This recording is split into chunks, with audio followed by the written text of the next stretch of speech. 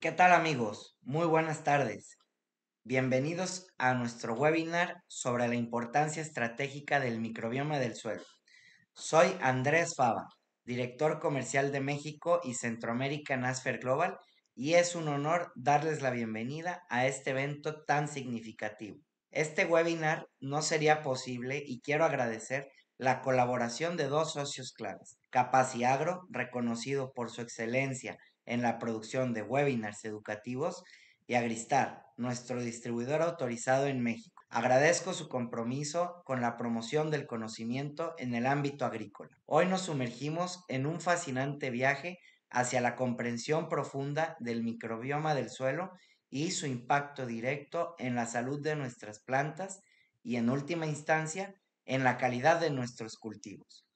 Asfer Global, nuestra empresa anfitriona, es líder indiscutible en el sector de microbiología. Con presencia consolidada en más de 36 países a nivel mundial, hemos establecido estándares de excelencia en la industria agrícola. Nuestra dedicación a la innovación y calidad nos ha permitido ofrecer soluciones vanguardistas que potencian el rendimiento de los cultivos y promueven la sostenibilidad en cada rincón del planeta. En esta sesión contaremos con la experiencia única del ingeniero Luis Luna, líder destacado en microbiología del suelo. Su conocimiento enriquecerá nuestra comprensión y nos proporcionará valiosas perspectivas. Quiero animarlos a participar activamente, a hacer preguntas y aprovechar al máximo esta experiencia de aprendizaje colaborativo. Al final del día, todos compartimos el mismo objetivo: mejorar la sostenibilidad y la productividad de la agricultura en nuestra región. Agradezco la participación de Capaciagro y Agristar, así como el compromiso continuo de Asfer Global con la excelencia en la agricultura. Disfruten del webinar. ¡Comenzamos!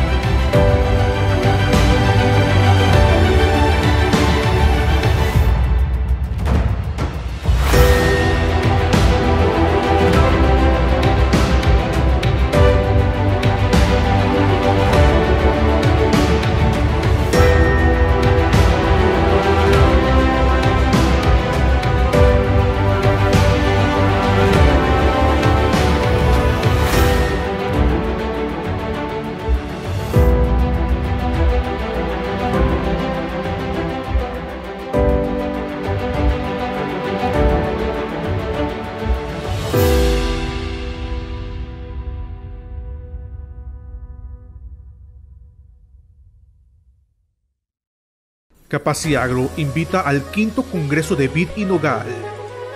Haz conexiones valiosas. Un espacio donde tu voz es escuchada. Aprende de los expertos. Conocimiento e innovación en un solo lugar. Tenemos los temas técnicos de tu interés. Una comunidad que busca la actualización. Comparte ideas, establece vínculos. Capacítate para hoy. Te esperamos el 30 de noviembre y 1 de diciembre de 2023 en Hermosillo, Sonora. Cupo limitado.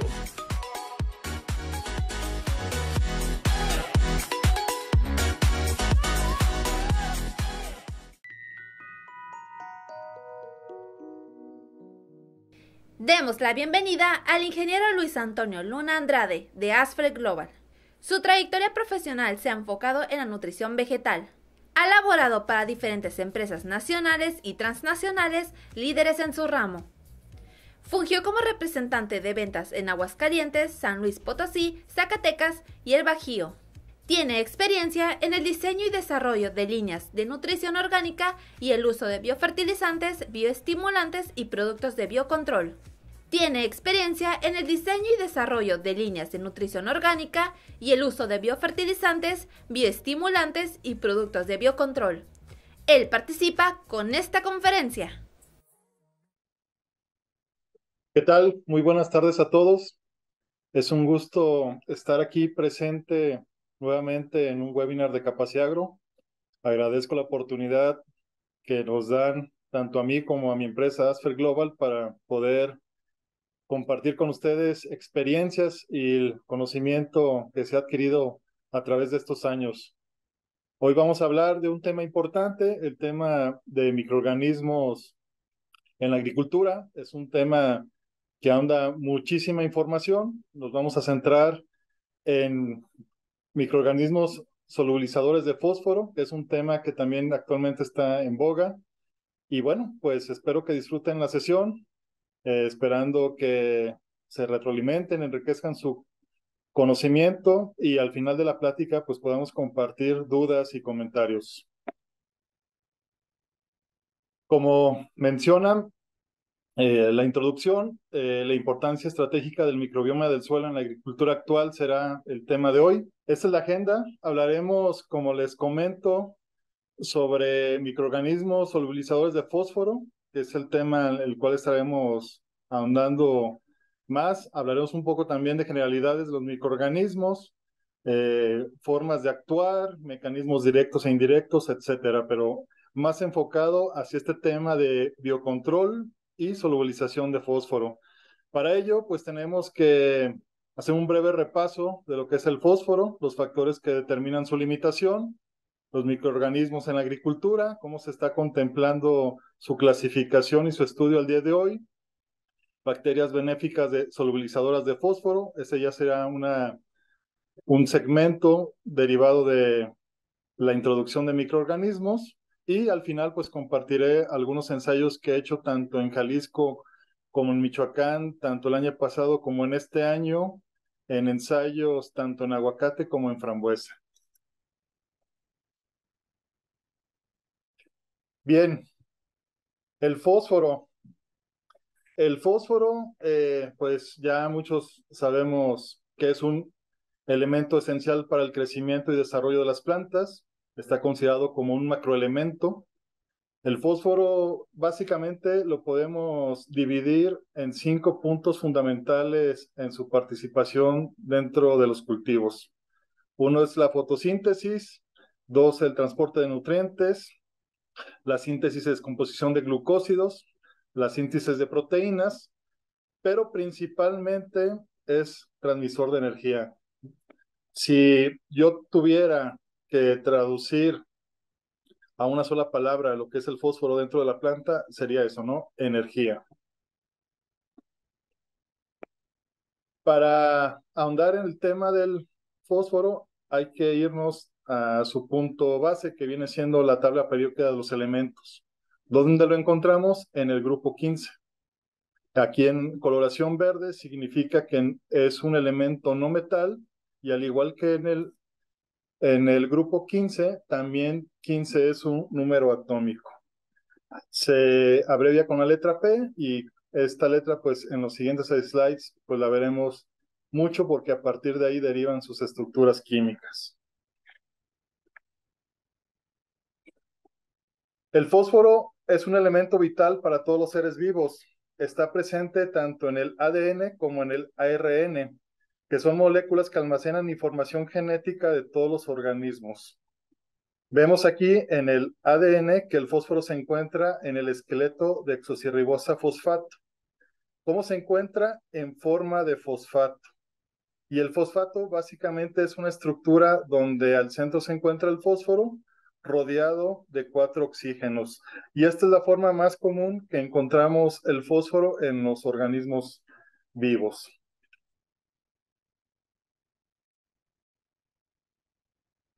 Otra de las características del fósforo es que también se encuentra en las membranas celulares de todos los organismos en moléculas similares llamadas fosfolípidos, que las podemos ver aquí en estas esferas azules.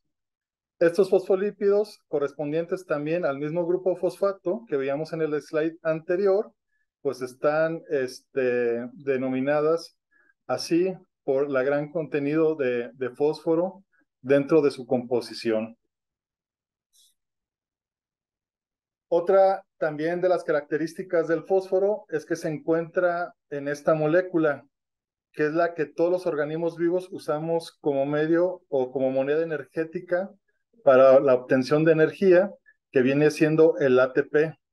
El ATP se llama adenosín trifosfato y de ahí también deriva su nombre por la cantidad de fosfatos que están presentes dentro de su molécula, que vienen siendo 3. Ahora pues tenemos que irnos a lo que viene siendo el ciclo del fósforo en la naturaleza. Básicamente el fósforo lo encontramos en minerales de rocas llamados apatita. También los podemos encontrar en otros minerales que se pueden catalogar como fosforita o francolita. Estos minerales se originan bajo dos formas: en depósitos sedimentarios, que básicamente son cuerpos fósiles acuáticos originados a través de hace miles o millones de años. Son residuos ya de mucha antigüedad, o en depósitos ígneos. Depósitos ígneos es referente a que son originados a través de erupciones volcánicas. Los depósitos sedimentarios contemplan la mayoría de la especie mineral, en un 80-90%, mientras que los depósitos ígneos tienen una relación entre el 10 al 20%. Estos grupos fosfato por lo general vienen mezclados con calcio, flúor, cloro o grupos hidroxilos. Y hay diferencias debido a que hay diferentes solubilidades, dependiendo del elemento. Puede haber minerales muy solubles en agua o poco solubles en agua. ¿Qué es lo que sucede? Que a través de la lluvia o del riego, este fósforo que está presente en los minerales se empieza a disolver y llegar a la solución del suelo. Esta solución del suelo pues ya deriva posteriormente a diferentes acciones. ¿Cómo puede llegar a la disolución del suelo? A través de dos formas, que a la cual le llamamos ortofosfato monovalente con 2 hidrógenos, o ortofosfato divalente, que el cual se encuentra con un hidrógeno. El monovalente por lo general lo vamos a encontrar en suelos ácidos, mientras que el divalente estará presente en suelos alcalinos. En suelos neutros, por lo general, encontramos los dos tipos de ortofosfato en una relación 50-50. Ese fosfato que se solubiliza de los elementos minerales y llega a la solución del suelo, una pequeña parte es absorbido por la planta. Otra parte lixivia hacia cuerpos de agua, hacia las partes bajas, y también la fauna presente y la flora hará uso de estos fosfatos. Por una parte, al inicio, plantas acuáticas, plancton, harán que este fosfato se asimile para su crecimiento. Al igual que en la tierra, las plantas aprovecharán este fosfato presente en la solución para obtener su nutrición y su energía. De ahí derivará pues lo que vienen siendo las cadenas tróficas. La cadena trófica hará que estas especies, tanto las plantas acuáticas como las plantas terrestres, sean el alimento de especies herbívoras, que a su vez serán fuente de alimento para especies carnívoras. Esto sucede tanto en el agua como en tierra. ¿Qué es lo que va a suceder cuando todos estos organismos fallezcan o perezcan? Es que todo ese fosfato que se ingresó a su organismo será fijado dentro de su biomasa y se reintegrará al suelo en forma no asimilable para las plantas, que estará adherido a la materia orgánica. Los organismos, como comento, que consumen fósforo, se generará ese fosfato retenido en la biomasa, y a partir de ahí, pues podemos decir que en los suelos la mayor cantidad de fósforo que encontramos está presente en la misma materia orgánica, que puede ir en un porcentaje de un 20 a un 80%.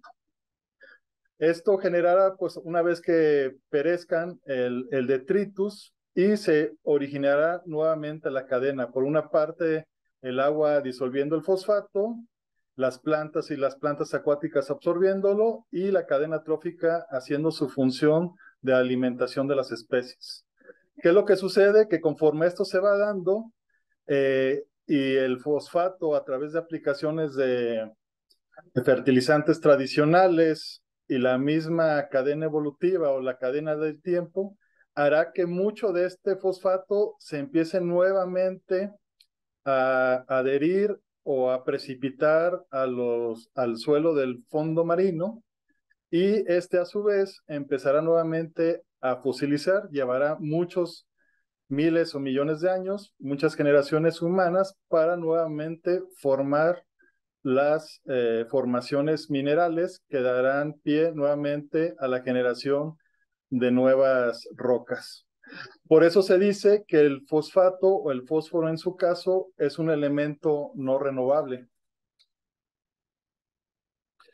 ¿Por qué usar microorganismos solubilizadores de fósforo? Pues también por las condiciones que vivimos actualmente. Los fertilizantes tradicionales en su mayoría usan fuentes minerales de apatita, que hacen, pues, dependiendo su solubilidad. Si es muy soluble, es altamente reactivo; si es poco soluble, será pocamente reactivo. Lo que buscan hoy en día muchas empresas formuladoras, o lo que han hecho tradicionalmente, es tener minas de apatita donde se genere o donde se obtenga una alta solubilidad en la materia prima, y simplemente tener procesos menos complicados en la formulación y la fabricación del producto final.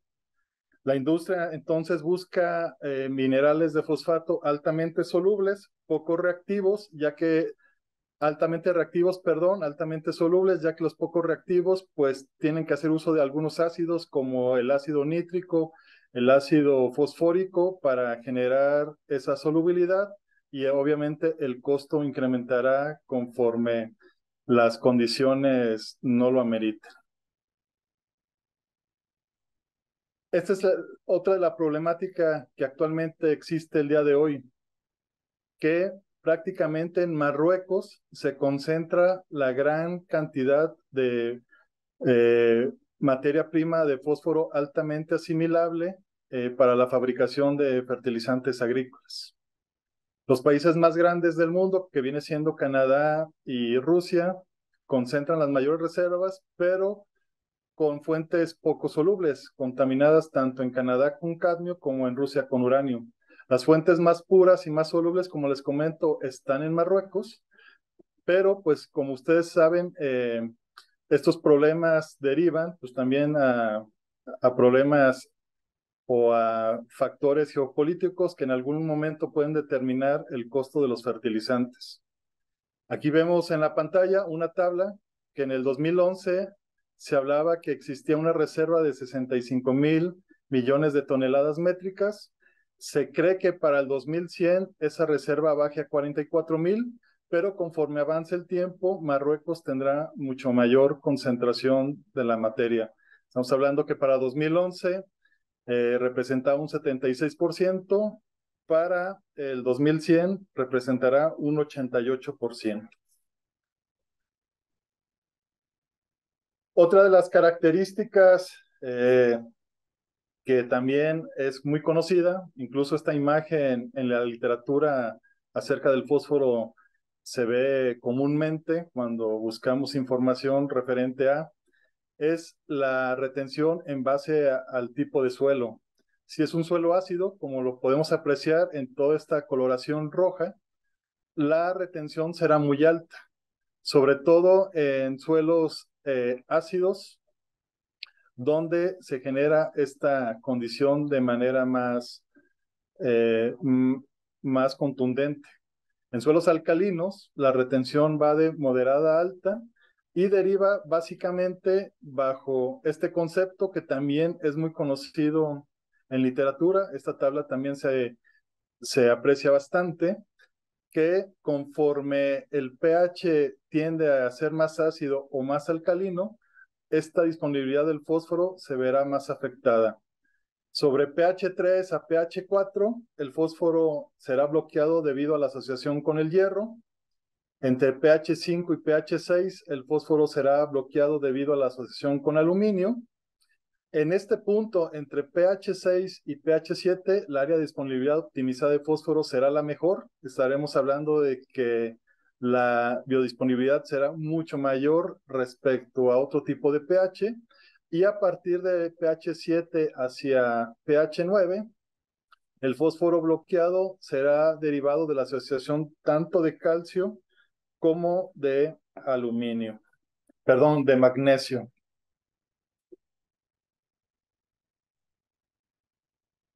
Esta es otra tabla también muy conocida, que es el diagrama de Trout. Esto pues desde la universidad, para los que somos agrónomos, nos lo enseñaron, que habla pues también sobre la disponibilidad de cada elemento derivado de su pH. La cantidad promedio de fósforo en la solución del suelo representa aproximadamente del 0.05 al 0.1% del contenido total del suelo. Esto deriva pues por todos estos factores comentados, ¿no? La retención que hay por la materia orgánica, el pH, la temperatura, la aireación del suelo. Hay muchos factores que derivan a que este bajo porcentaje pues esté representado prácticamente en todos los suelos cultivables del mundo. En suelos ácidos representa una efectividad de los fertilizantes comerciales del 5 al 10% únicamente, y en suelos alcalinos la efectividad de aplicar un fertilizante convencional estará en el rango del 15 al 20%. Otra de las características que también afectan su asimilación es la movilidad. Este es, al igual que los otros slides, también esta es una imagen muy conocida que habla o ejemplifica un poco de lo que viene siendo la movilidad del fosfato respecto a otros macronutrientes, caso del nitrógeno, caso del potasio. Este cuadro representa 1 centímetro cuadrado y es la movilidad prácticamente que hay de cada uno de los elementos después de su aplicación. En el caso del nitrógeno es muy conocido que su movilidad se da a través de la absorción foliar con flujo de masas. El flujo de masas transporta los nutrientes disueltos en el agua, que viene siendo la solución del suelo, por medio del movimiento de la misma. Se mueve por gradiente, permitiendo que se muevan a grandes distancias.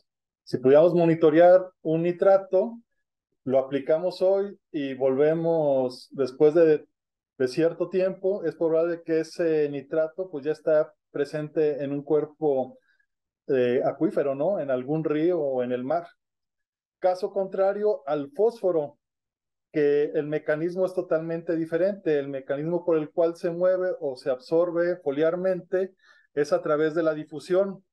La difusión va de más a menos, y a diferencia del nitrógeno, como les digo, se mueve prácticamente 1 centímetro por año.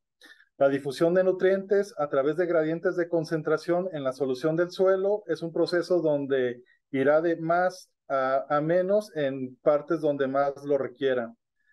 Es decir, que por ejemplo nosotros si aplicamos hoy fósforo y regresamos en algunos años, prácticamente ese fósforo se habrá movido algunos cuantos centímetros. El problema es que no sabemos en qué dirección se movió. Entonces, la característica o la recomendación que hace toda la gente referente a la nutrición vegetal es que siempre apliquemos el fósforo cercano a la área radicular, cercano a las raíces, para hacer más fácil el tema de su absorción.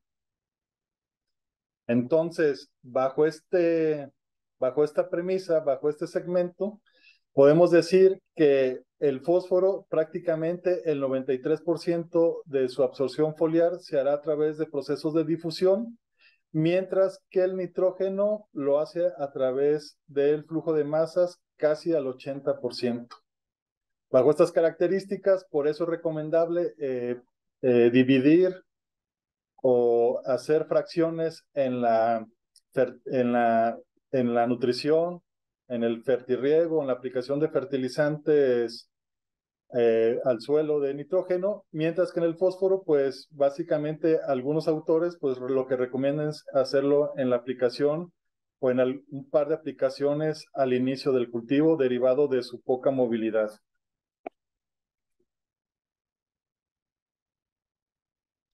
Otra de las limitantes también es la absorción por parte de la raíz.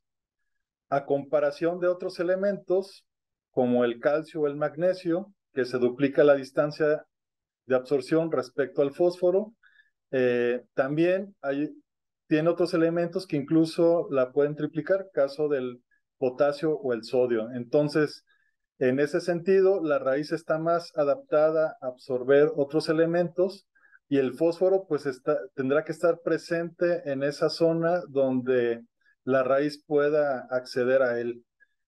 Otra limitante también en el caso del fósforo es la temperatura. A temperaturas en el suelo menores a 16 grados, su absorción disminuye drásticamente. Obviamente, conforme la temperatura del suelo va bajando, la absorción del fósforo también será cada vez menor. Entonces, ¿cómo ha respondido la industria bajo estas características, no?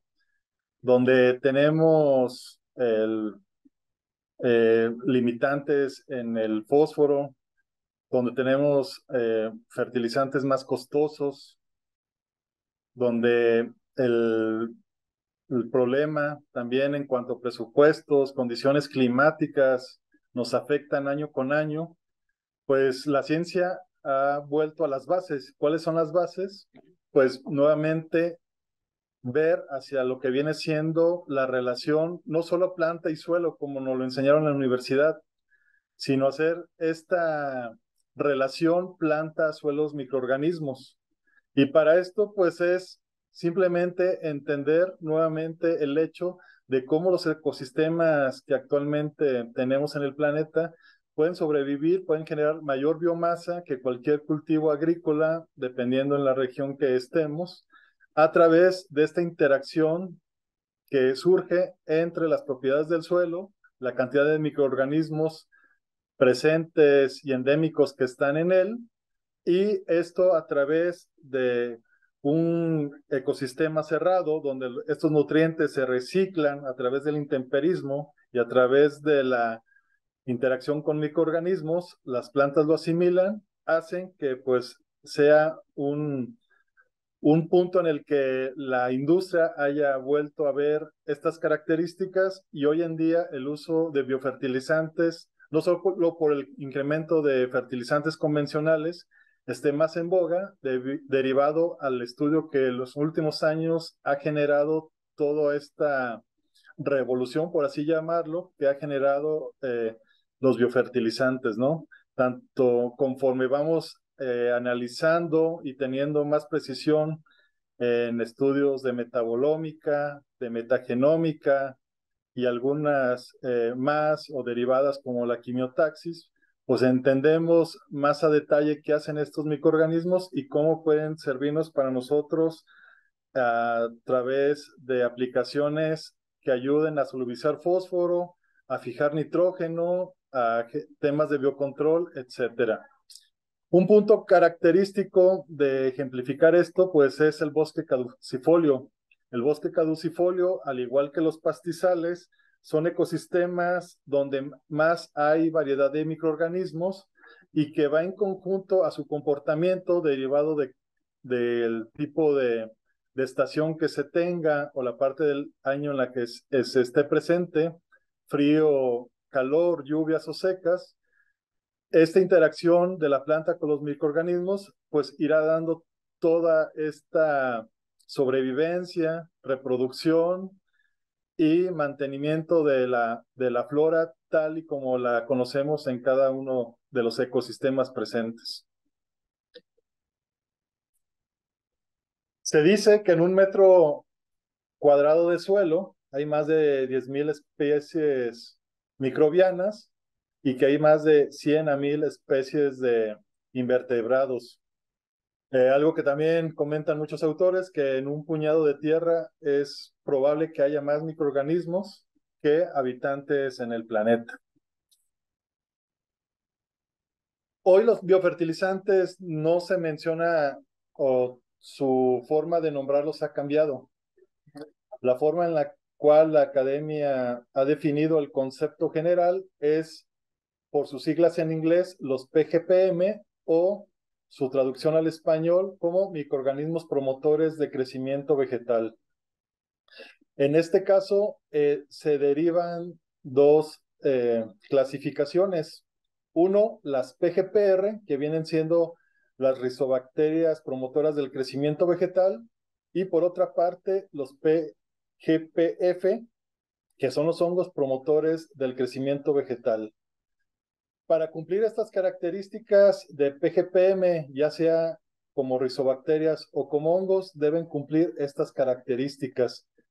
¿Cuáles son? Pues aquellas bacterias u hongos capaces de colonizar la bacteria, deben colonizar la rizósfera en un tiempo prudente, en un tiempo óptimo, promover el crecimiento de los cultivos, competir con la microfauna nativa de los suelos y desplazarlas de forma directa, y a su vez pues permitan el control de enfermedades e incluso algunos insectos para su crecimiento y su desarrollo.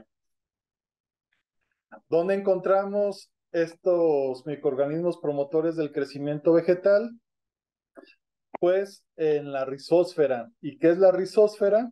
La rizósfera es la porción del suelo que está comprendida entre la superficie más externa de la raíz, es decir, la exodermis de la misma, y el extremo distal, más distal de los pelos radicales. Este volumen de espacio entre la superficie de la raíz y la longitud de los pelos radicales, pues varía dependiendo la planta. Hay plantas que pueden generar hasta 8 centímetros de formación de rizósfera y hay plantas que solamente pueden generar 0,2.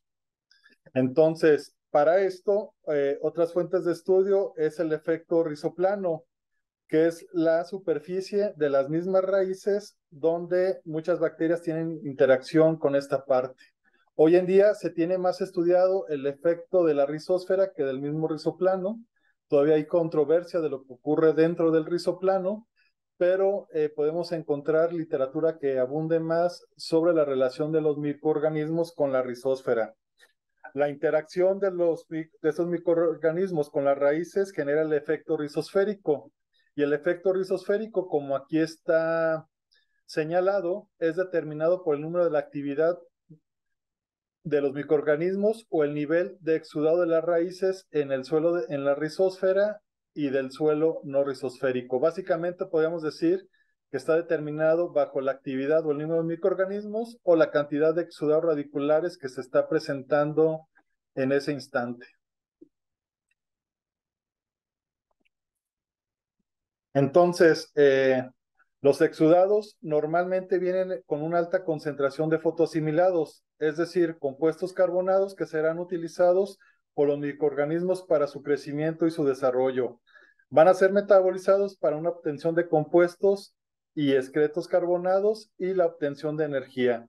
Este efecto rizosférico será determinado por el número y por la actividad de microorganismos, además del nivel de número de exudados de las raíces y también los promotores o principios activos que me generen también estos compuestos bacterianos, que serán las enzimas, hormonas o algunos otros ácidos.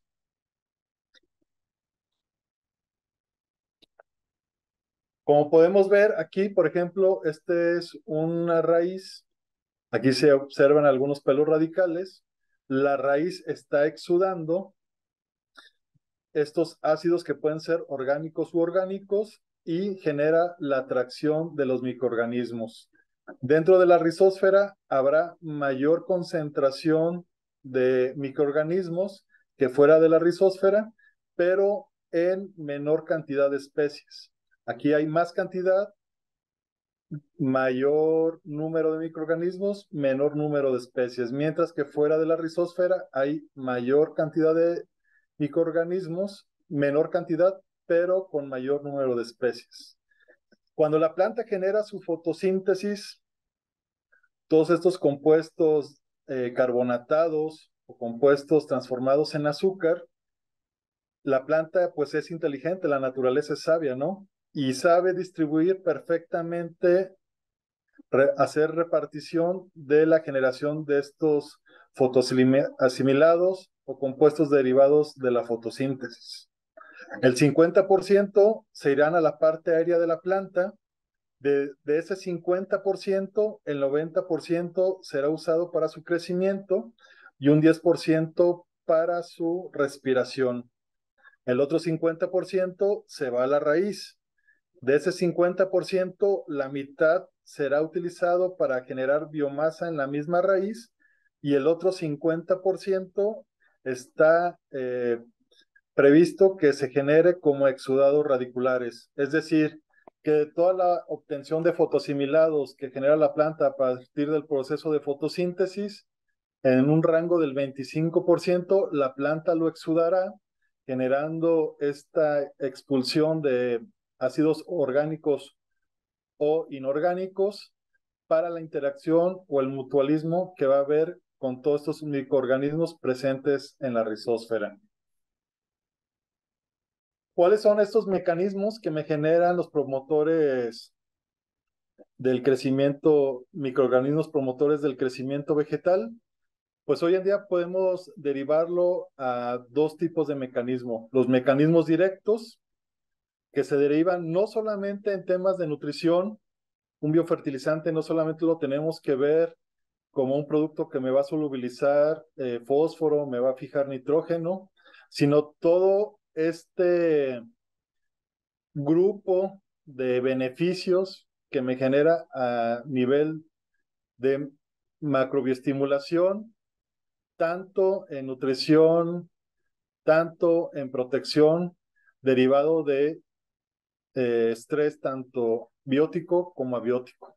Como mecanismos directos, pues podemos mencionar la producción de fitohormonas, auxinas, giberelinas, citoquininas, que estarán ayudando mucho al crecimiento vegetal de las plantas, la solubilización de fósforo principalmente, también del potasio, o la fijación del nitrógeno, producción de enzimas, como la puede ser la ACC de aminasa, que es la que regula la formación de etileno derivado de un periodo de estrés, ya sea corto o prolongado, la absorción de agua derivado de exopolisacáridos, que su función es retener en su propia estructura grandes cantidades de agua que van a ir suministrando a la planta en forma que de la manera en la que vayan a ir requiriéndola.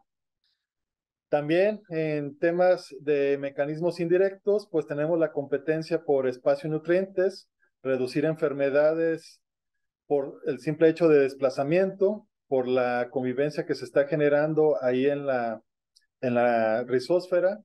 Al aplicar este tipo de productos, vamos desplazando a la fauna microbiota que puede estar ahí presente y pues simplemente por el hecho de competencia podemos hacer control de enfermedades.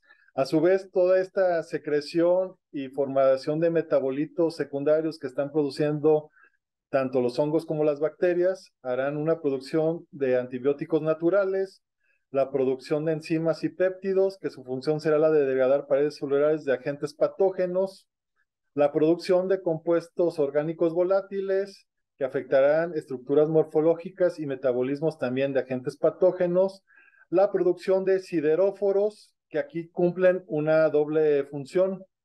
Los sideróforos tienen también el efecto de nutrir a la planta a través de la complejación o quelación de elementos, principalmente el hierro y algunos otros nutrientes, o el secuestrar ese hierro ya sea de forma quelatada o complejada, para que otros microorganismos patógenos no aprovechen de él.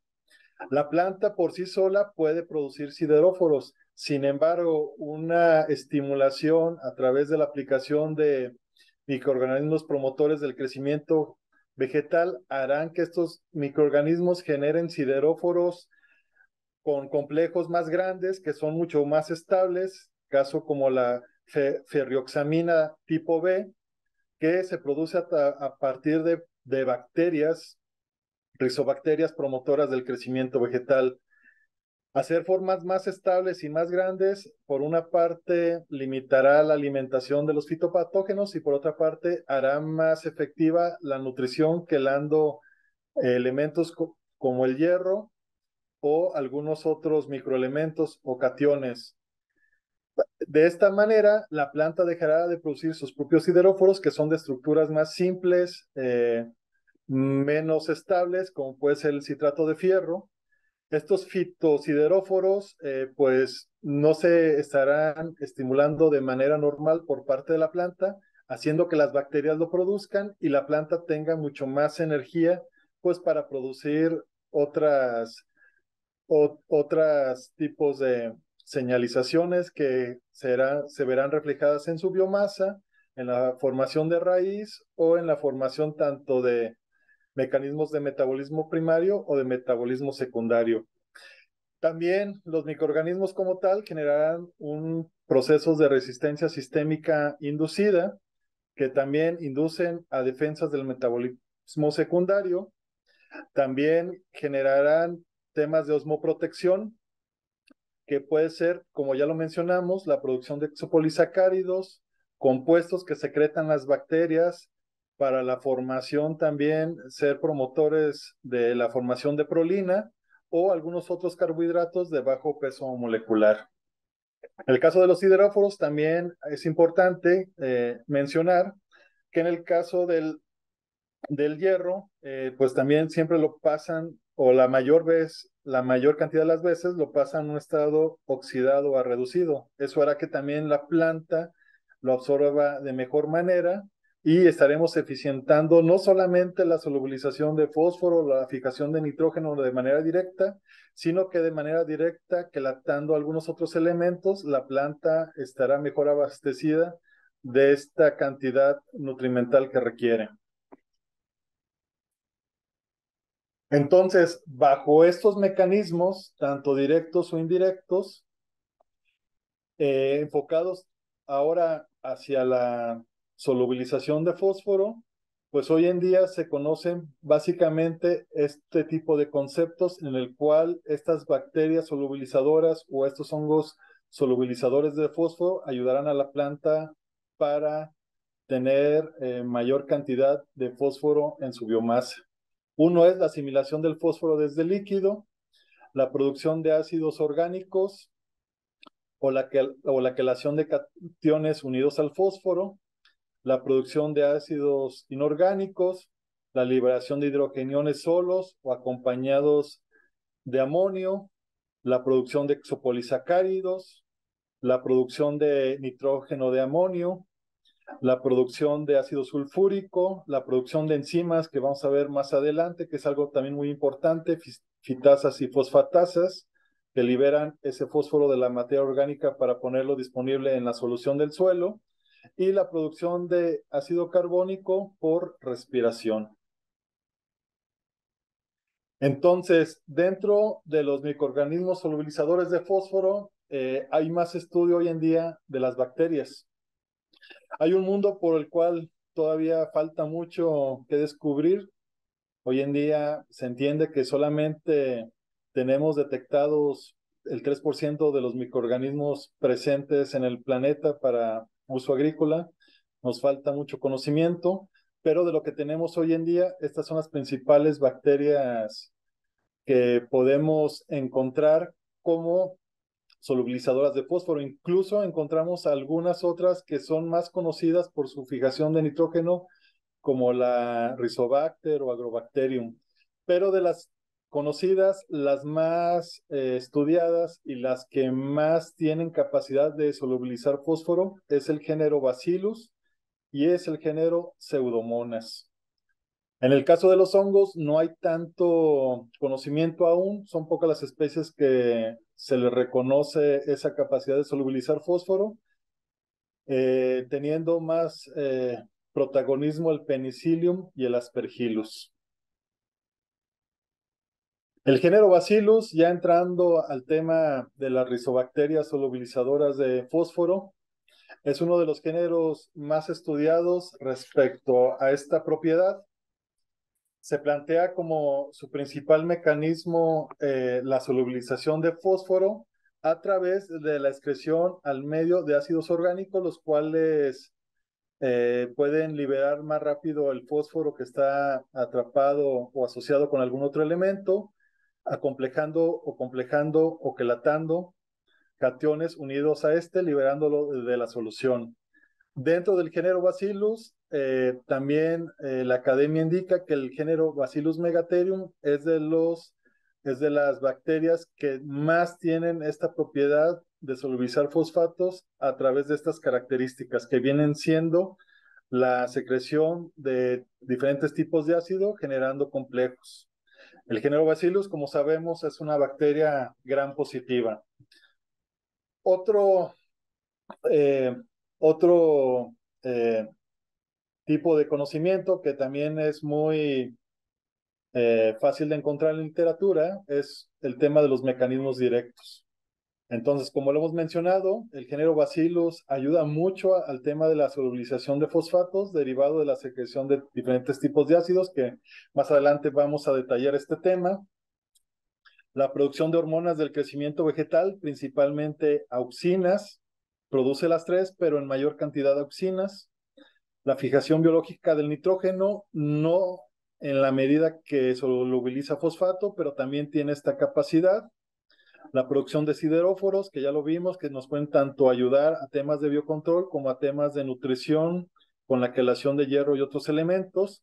La producción de enzimas como la ACC de aminasa, que regula tanto estrés biótico y abiótico en cuanto a la concentración de etileno que puede estar teniendo la planta bajo condiciones de estrés oxidativo.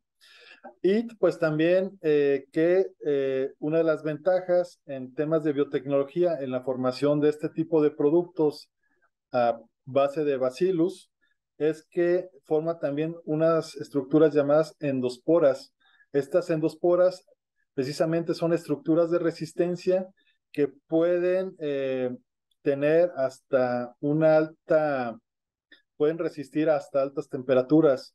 Es por eso que el género Bacillus, sobre todo el Bacillus megatherium, hoy en día también se utiliza mucho para la aplicación de bioestimulantes en el tratamiento de semillas, que estos procesos de impregnación de los productos a la semilla generan procesos de fabricación a altas temperaturas y el bacillus puede sobrevivir a estas temperaturas gracias a esta formación de endosporas. Como mecanismos indirectos podemos encontrar en los bacillus la producción de enzimas líticas como las quitinasas y proteasas que me llevarán a compuestos de biocontrol, la producción también de antibióticos y la producción de compuestos orgánicos volátiles. Todo esto estará ayudando a través de la participación de procesos derivados de biocontrol, ya sea por la acción individual o la interacción o la sinergia que puede haber en los diferentes tipos de metabolitos secundarios que puedan estar participando dentro de la interacción con la planta. Para el género Pseudomonas, que es una bacteria gram negativa, pues el género Pseudomonas destaca por su amplia versatilidad, por utilizar diferentes mecanismos para la solubilización de fósforo. Al igual que la de los bacillus, puede ser por la formación de ácidos orgánicos o también por la elevada cantidad de enzimas fosfatasas que produce en la rizósfera, que ayuda también a liberar ese fosfato retenido en la materia orgánica. Dentro de las características de las pseudomonas, la pseudomona pútida y la pseudomona fluorescens es de las que más estudio o más información podemos encontrar respecto a la acción de estos mecanismos. Como mecanismos directos, al igual que los bacillus, solubiliza fosfato, produce hormonas de crecimiento vegetal. En este caso, se tiende más a la producción de gibberelinas que de auxinas y citoquininas, síntesis de vitaminas, sobre todo vitaminas más enfocadas al complejo B, como la folcisteína, la producción de sideróforos, la producción de la acetaminasa y metabolitos secundarios que a través de su excreción pueden generar efectos al frío y la salinidad. Pueden ser metabolitos derivados hacia la osmoprotección de la planta o hacia la formación de principios crioprotectantes para ayudar a la salinidad y al frío respectivamente, como puede ser la inducción a síntesis de aminoácidos como la prolina, como eh, como puede ser también el ácido aspartico, etcétera, ¿no? En ese sentido, pues también tenemos un mundo interesante en cuanto a la capacidad y la diversidad de acciones que podemos tener con cada una de estas bacterias. En mecanismos indirectos, pues tenemos también la producción de enzimas líticas, al igual que los bacilos, quitinasas y proteáceas, la producción de antibióticos y la inducción a la resistencia sistémica inducida.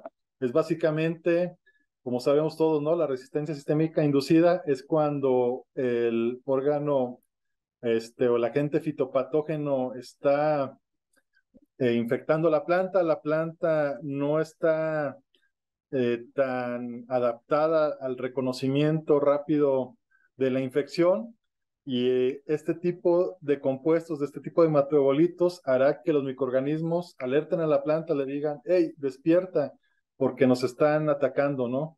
En ese sentido, la planta tendrá más injerencia a generar rápidamente sus mecanismos de defensa. Entonces, como veíamos en el slide del ciclo del fósforo, ¿no? Cuando los seres vivos perecen y por el efecto de detritus se agrega nuevamente al suelo, ese fósforo queda retenido en la materia orgánica. Ese fósforo no está disponible para la planta. ¿Qué es lo que sucede? Que la secreción al medio de este tipo de bacterias, sobre todo de pseudomonas, hará que rompa esos ligandos que están fijando el fosfato a la materia orgánica y lo ponga libre en la solución del suelo. Esa es una de las características.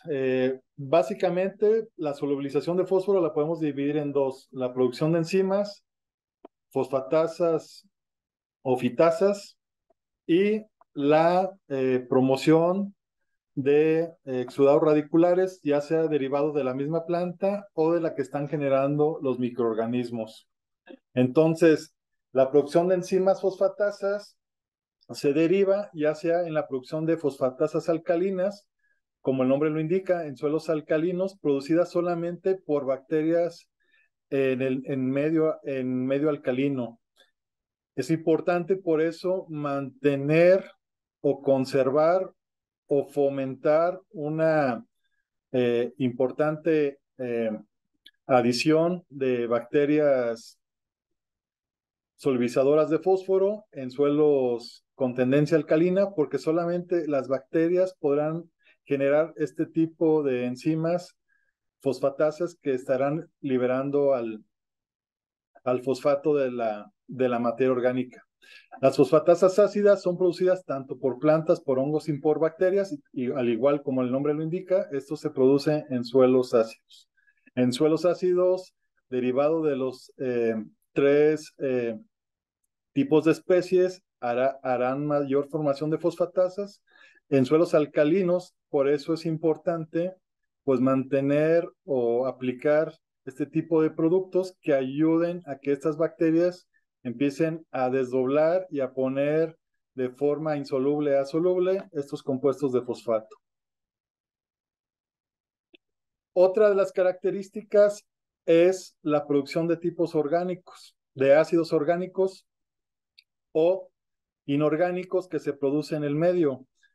Los microorganismos puede ser que estimulen esos procesos de exudación por parte de la raíz o que en su secreción también los estén fabricando.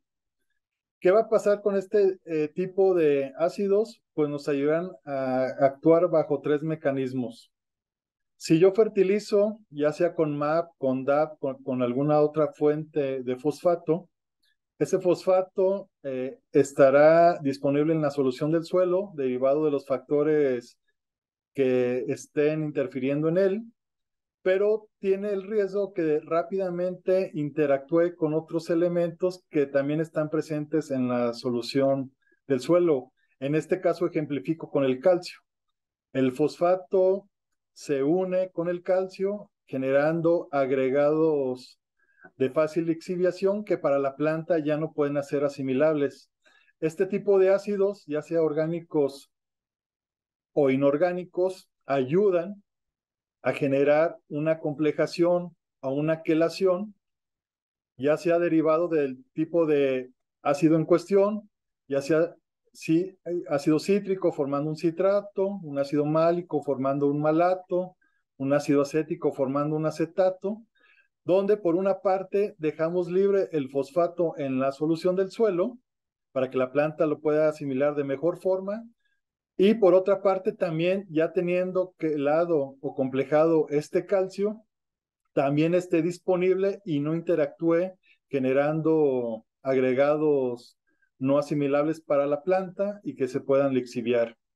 Otra de las características es en suelos a partir de 6, que este tipo de ácidos acidifican la zona de la rizósfera, haciendo que no se pueda generar de manera tan sencilla o que sea muy complicado la interacción del fosfato con algunos otros elementos.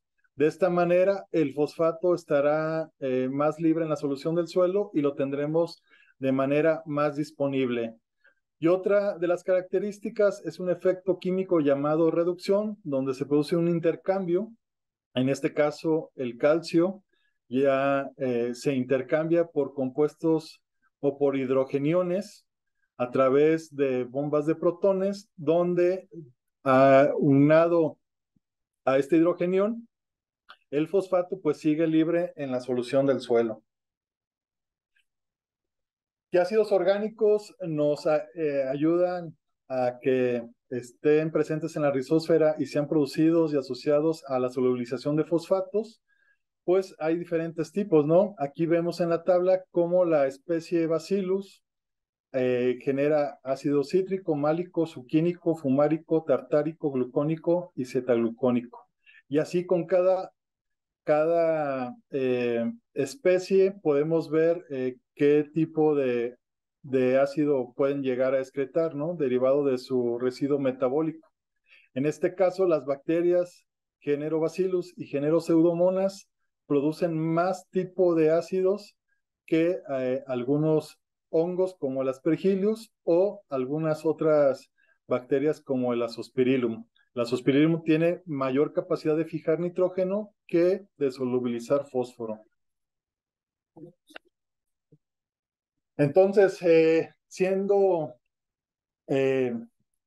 esto pues ya muy conocido en la literatura, pues ahora hay que proceder a los ensayos en campo, ¿no? Los ensayos en campo derivan de los ensayos en laboratorio. Cada empresa fabricante de productos pues tiene que ir generando esa capacidad de conocimiento en cuanto a la tipo de acción que pueden generar, en este caso sus microorganismos, llámese bacterias o llámese hongos, para ver de qué manera pueden solubilizar fósforo y en qué aspecto, ¿no? Si su tendencia es a producir fosfatasas alcalinas, fosfatasas ácidas, si es a cierta producción de cierto tipo de ácidos, etc. En este caso, en Laser Global tenemos un producto que es la conjunción de Bacillus megatherium con 2 pseudomonas Putida Fluorescence. Hicimos en Zacualco, Jalisco, 2 ensayos, uno en frambuesa orgánica y otro en frambuesa convencional, donde haciendo una aplicación después de la poda, una aplicación que posteriormente se repitió 20 días después de la primera, pues empezamos a ver ciertas características.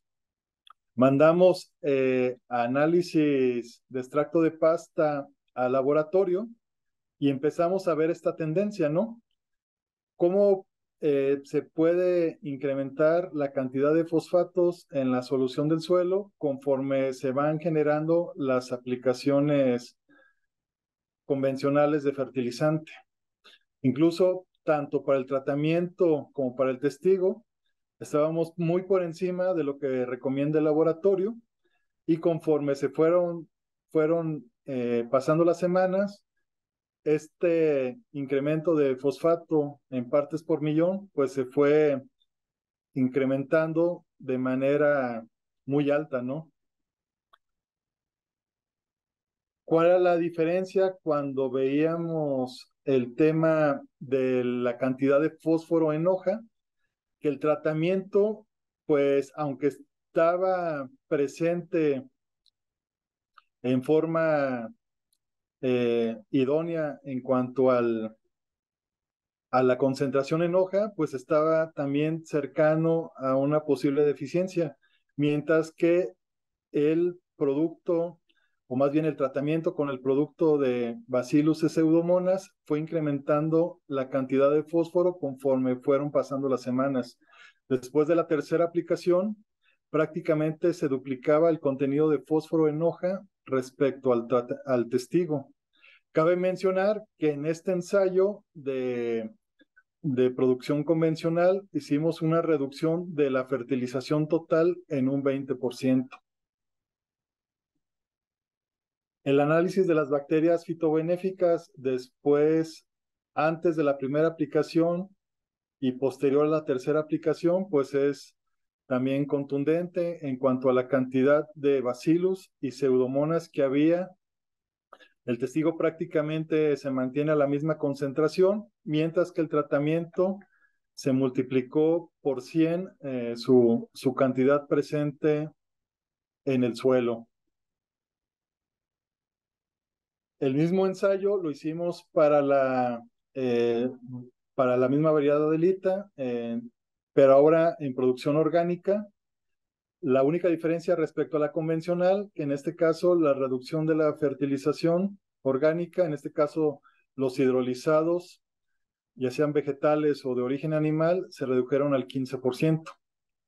En el extracto saturado, pues también muestra cantidades superiores a la recomendada por esta acumulación de fosfatos que ha habido a lo largo del tiempo y a lo largo también como se va dando la fertilización y cómo también presenta un comportamiento similar respecto al convencional.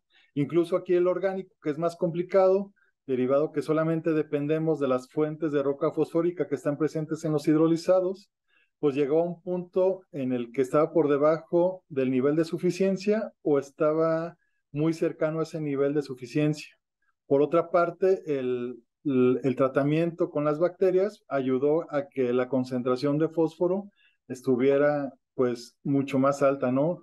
Podemos decir que prácticamente después de la tercera aplicación se triplica y no llegamos a niveles tan altos, simplemente es un nivel estable donde no corremos ese riesgo de una baja asimilación de fósforo y por ende una planta con peores condiciones de crecimiento. El análisis de bacterias fitobenéficas también fue algo similar. Respecto al testigo, no hay mucha diferencia en cuanto a la concentración o la cantidad presente cercano a la raíz, mientras que en el tratamiento, pues sí podemos ver que al igual que en el convencional, se multiplicó por 100 la cantidad de bacterias presentes dentro del suelo. Eso también lo trasladamos al tema de los frutos. Esto es en el tema del el contenido promedio mineral en fruto en el cultivo orgánico. Podemos ver que no solamente el fósforo incrementó su concentración, sino que derivado también de la actividad fijadora de nitrógeno y la bioestimulación que se genera en el área rizosférica o en el bulbo radicular, pues prácticamente todos los elementos, ya sean macros, secundarios o micros, tuvieron un incremento respecto al testigo. Entendiendo que en el caso del tratamiento orgánico, una reducción del 15% de la fertilización orgánica. Otra manera también de correlacionar estos datos de campo es los análisis de actividad enzimática. Algunos laboratorios en México ya lo hacen. Estos datos nos pueden dar mucha información respecto a su correlación, que puede ser a través de la misma biomasa que hay de nitrógeno o la biomasa que hay de carbono, pero pues cada uno de los indicadores pues me puede decir cómo están siendo beneficiadas las plantas a través de esta interacción con los microorganismos. La actividad arisulfatasa, pues lo que me ayuda mucho es a la mineralización del azufre. La actividad deshidrogenasa, así en términos prácticos, es el elemento del metabolismo respiratorio microbiano relacionado con la síntesis de ATP. La fosfomonoesterasa me ayuda mucho a lo que hablábamos sobre la producción de enzimas fosfatasas. La actividad beta-glucosidasa, que también es algo muy importante, que es un indicador de la calidad del suelo en cuanto a la mineralización del carbono orgánico. Y por otra parte, la actividad urácea, que me ayuda a catalizar la hidrólisis de la urea a CO2 y a formas de amoníaco presentes en la solución del suelo, ¿no? La urácea, pues como sabemos todos, también es una enzima que ayuda a desdoblar todas estas fuentes de nitrógeno derivadas de la urea. En cada uno de estos indicadores, el tratamiento tuvo mejor comportamiento respecto al testigo. Eso quiere decir que la actividad de esta formación enzimática a través de la bioestimulación, aplicando este tipo de productos, pues ayuda a que de diferentes formas podamos implementar mejores condiciones para la nutrición de la planta, derivado de la secreción de ácidos al medio por los mismos microorganismos o por una mayor exudación e interacción que está habiendo entre las raíces y las bacterias. Al final de esto, ¿qué obtuvimos? Un 13% más de peso en fruto, 6.2 contra 5.4, un 11% más de producción. Esto estamos hablando en combinación tanto del tratamiento orgánico como el tratamiento convencional. Y algo que también observamos fue la precocidad de las etapas fenológicas, en este caso 4 días de anticipación a la floración en los tratamientos promediando convencional y orgánico respecto a los testigos.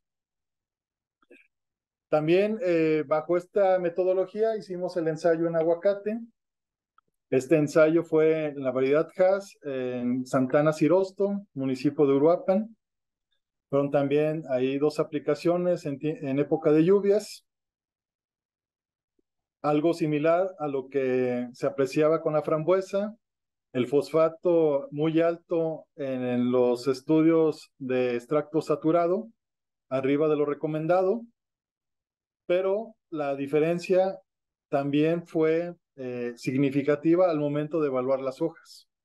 A comparación de la frambuesa, en este caso, en el aguacate, entendiendo que fue un año complicado en cuanto a sequía y a estrés hídrico, pues vimos cómo el fosfato estaba por debajo de lo recomendado antes de la primera aplicación para los 2 tratamientos, y conforme fuimos aplicando el producto, tanto en la segunda como después de la tercera aplicación, ya la sección bioestimulada con las bacterias, pues ya presentaba una concentración alta de fósforo, ¿no? En este caso también duplicamos el fósforo respecto al testigo después de la tercera aplicación. La actividad enzimática no fue tan marcada como lo fue en la frambuesa, derivado de esas características de que era un terreno o era un cultivo de temporal, pero aún así podemos ver unas diferencias significativas que al momento de hacer la correlación con el laboratorista, pues podemos indicar que la prueba fue exitosa, ya que hay una diferencia significativa en la producción de los diferentes tipos de enzimas que se evaluaron en los ensayos.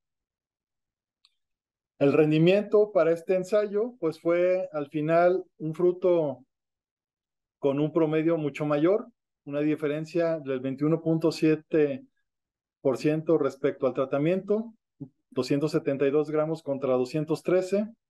Esto nos dio pues también, como les menciono, una diferencia en productividad de más del 20%.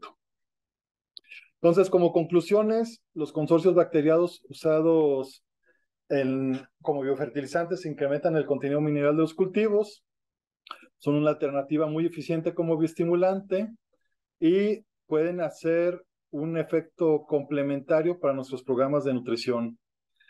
Aquí también tengo que ser claro, ¿no? Y hay que ser preciso en esto. Cada vez que compremos un producto biofertilizante, un producto de microorganismos promotores del crecimiento vegetal, hay que tener en cuenta al fabricante, hay que tener en cuenta la experiencia del fabricante, la información que nos pueden dar al respecto. A veces no todas las cepas pueden presentar eficiencia dependiendo del tipo de suelo. Hay que preguntar al fabricante dónde ha tenido experiencias, dónde ha hecho ensayos, en qué cultivos, cuáles han sido sus resultados, si tiene forma de evidenciar tanto en variables de campo como variables de laboratorio, con qué experiencia cuentan al momento de dar la asesoría. Eso depende mucho. Como mencionaba en el transcurso de la plática, es un tema donde mientras se domine el aspecto biotecnológico y donde tengamos todo el cuidado en todos los procesos de fabricación, pues tendremos un producto siempre homólogo y adecuado a lo que menciona la etiqueta.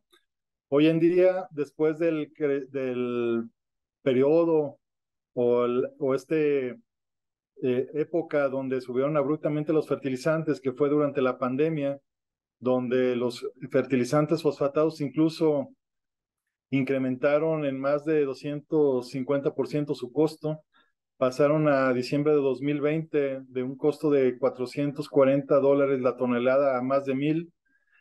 Muchas empresas de forma no ética pues voltearon hacia los fertilizantes, ¿no? Diciéndote, reduciendo el 50-60% de tu fertilización convencional, puedes tener la misma o mayor producción.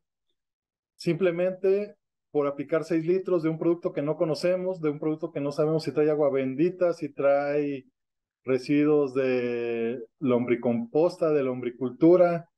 Entonces, es importante tener en cuenta esas características, ver la etiqueta, la concentración que manejan, comparar contra otras concentraciones, la relación costo-beneficio y la información que deriva o que nos puede dar el fabricante a través de la experiencia en el país de origen, en el estado donde están generando los ensayos y los casos de éxito que están teniendo con sus cultivos.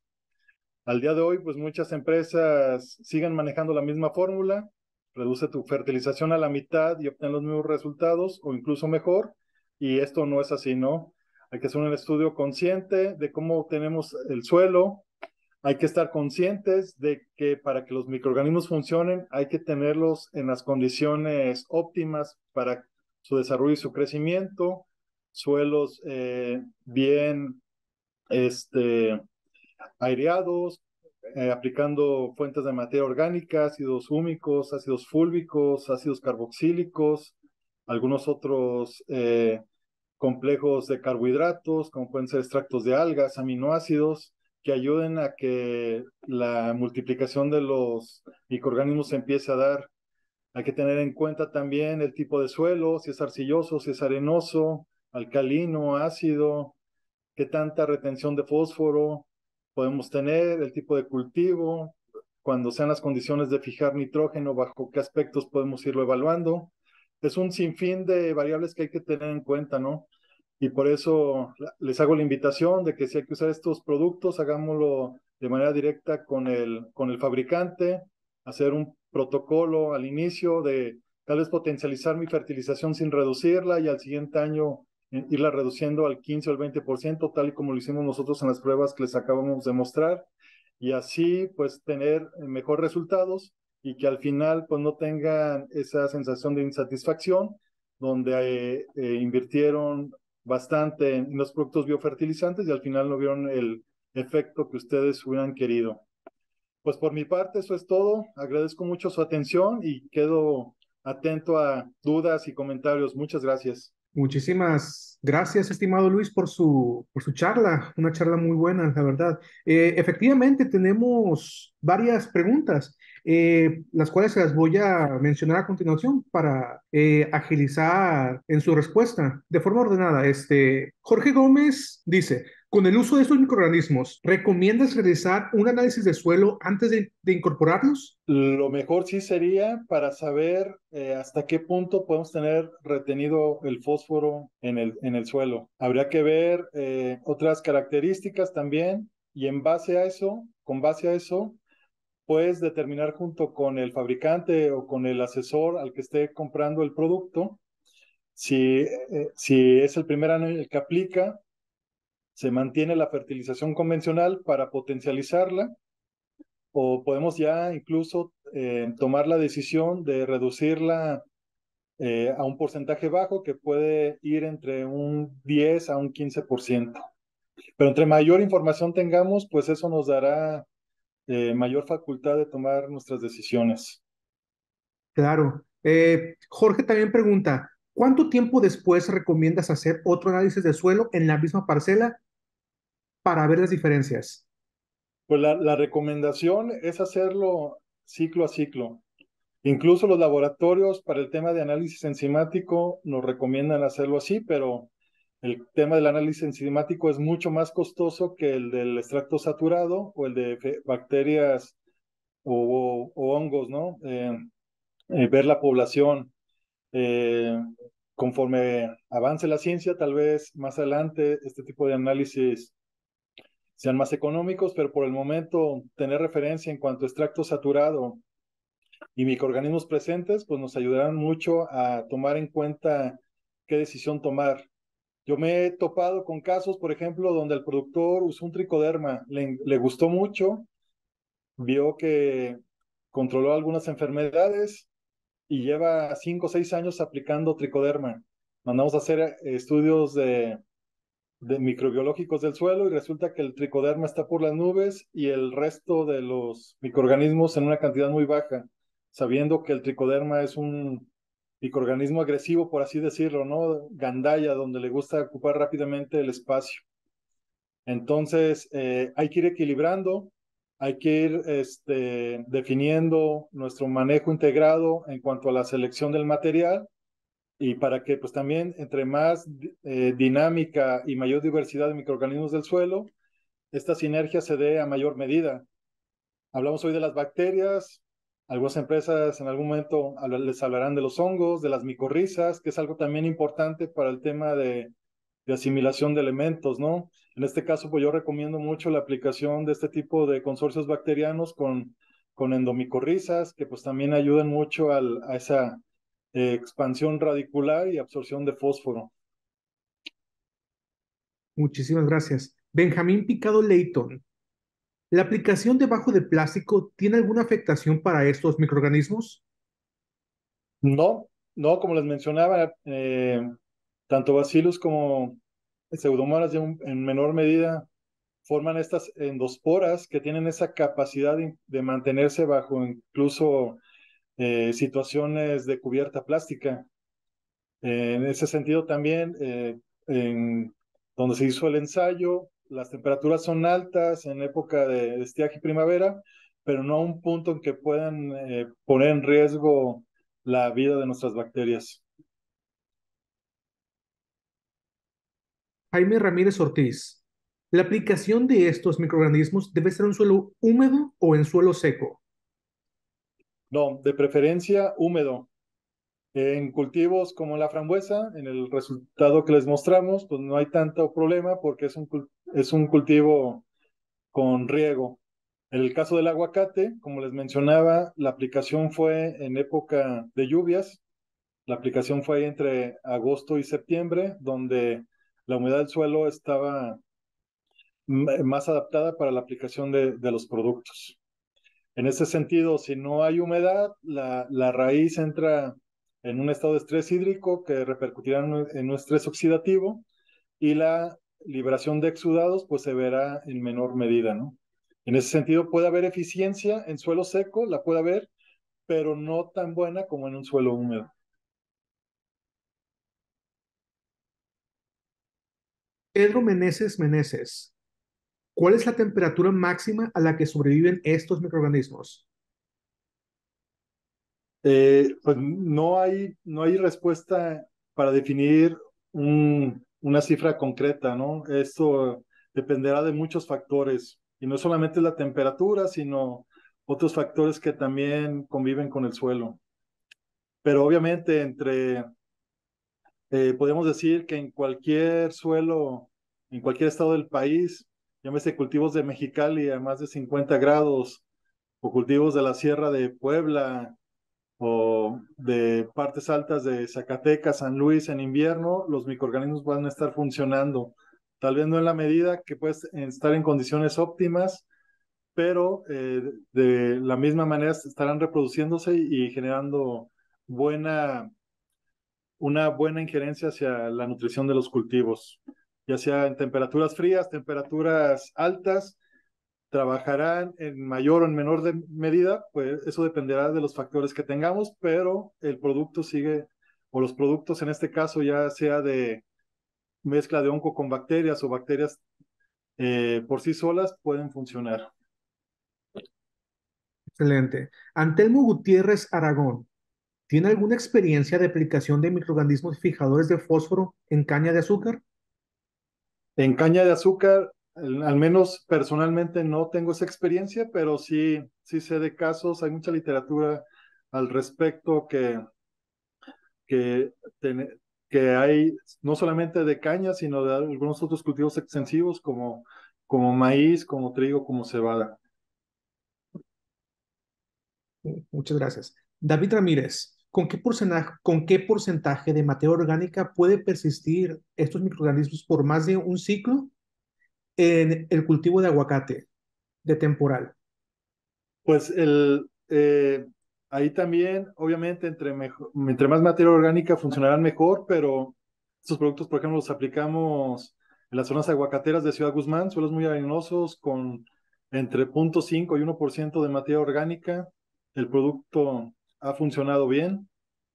Ha habido también diferencias a favor respecto a temas de asimilación y de rendimiento en suelos también pobres como los de Nayarit, en algunas hortalizas a campo abierto, suelos que están en procesos de formación, pues también hemos tenido resultados buenos, no tan destacables como en otros lados donde la materia orgánica es mucho mayor. Llámese el caso de la zona aguacatera de Uruapan o las zonas citrícolas de Veracruz.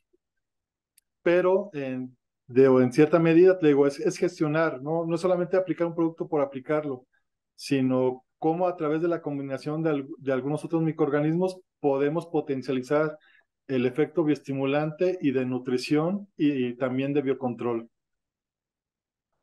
Genial. Cristian Moreno, ¿hay algún antagonismo entre los géneros Bacillus, Streptomyces y Trichoderma? Eh, Puede haber cierto antagonismo. Lo recomendable es hacer aplicaciones por separado. Tal vez si en algún ciclo apliqué Bacillus, al siguiente ciclo puedo aplicar Streptomyces. al siguiente ciclo puedo hacer una aplicación de tricoderma, etcétera. A veces sí habría que hablar con el fabricante o con el representante técnico para ver si ese efecto puede potencializar o hacer un sinergismo o disminuir el efecto por el antagonismo de ciertos microorganismos.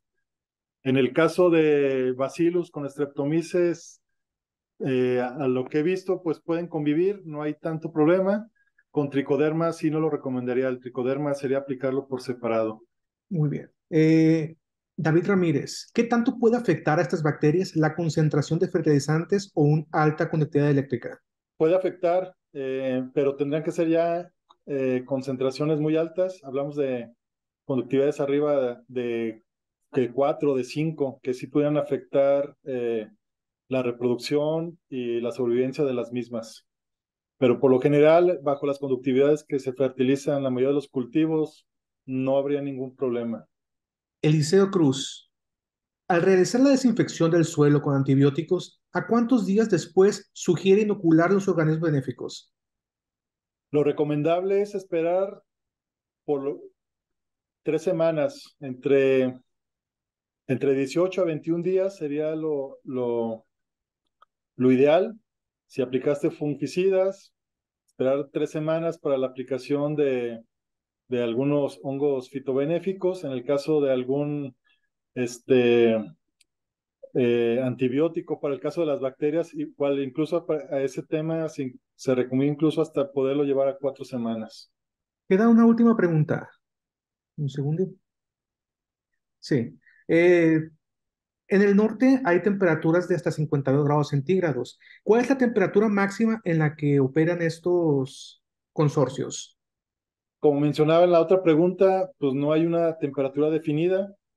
Simplemente hay que entender que no es la temperatura del ambiente, sino la temperatura del suelo, ¿no? Bajo un suelo húmedo, bajo un suelo con irrigación continua, pues la temperatura tal vez no esté a nivel que puede estar en la temperatura ambiente.